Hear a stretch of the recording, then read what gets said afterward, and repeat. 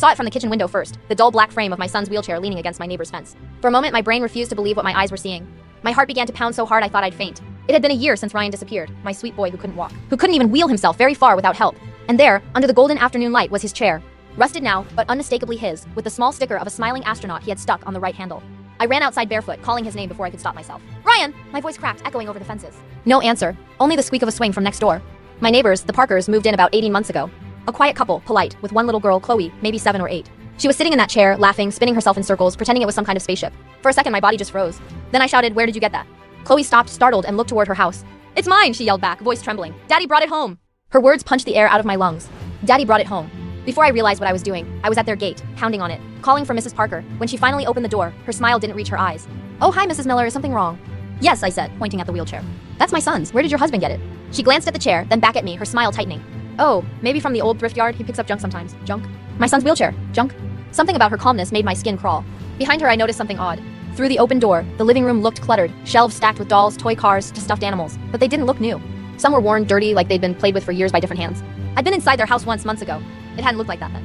Mrs. Parker must have seen where I was looking because she quickly stepped outside and pulled the door almost closed behind her. "Look," she said softly. "Maybe you're mistaken. There are a lot of chairs like that." "No, I cut her off." "That chair has a dent on the left wheel and a broken brake. I fixed it a dozen times. It's my son's." Her face changed for just a second, something flickered there. Fear or guilt. Then she smiled again. "I'll ask my husband when he gets home. Maybe he can explain." I nodded numbly, though I already knew I wouldn't be waiting. That night, I called the police. I told them about the wheelchair, the toys, the strange calmness in her voice. They promised to check it out, though I could hear the fatigue in the officer's tone. Another grieving mother chasing ghosts. But they did send a unit the next morning. I stood on my porch as 2 cruisers pulled into the Parker's driveway. I'll never forget the look on one officer's face when they knocked and no one answered. Only that same faint squeak of the swing in the backyard. Within minutes, they were in the yard, then inside the house. One of them radioed something that made the other freeze. They started putting up yellow tape before I could even cross the street. Hours later, a detective approached me. His face was gray. "Mrs. Miller," he said quietly, "you were right about the wheelchair." My legs almost gave out. "Did you find him?" He hesitated. "We're still investigating. But what we found inside explains a lot of missing child cases in this county. They found remains, not just one child, but several, hidden beneath the floorboards, in the freezer, in jars." The Parkers had been traveling under fake names for years, moving from state to state, always with one child, a daughter who never seemed to age. Chloe wasn't their daughter. She was another victim, too traumatized to speak. They'd been kidnapping children, killing them, and eating them.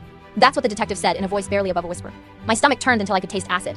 They found Ryan's wheelchair, but not Ryan. Maybe he'd escaped for a while. Maybe he tried to fight. Maybe he was brave until the end. When they asked how I'd known to look, I told them I didn't. I just saw what no one else did. The chair, the toys.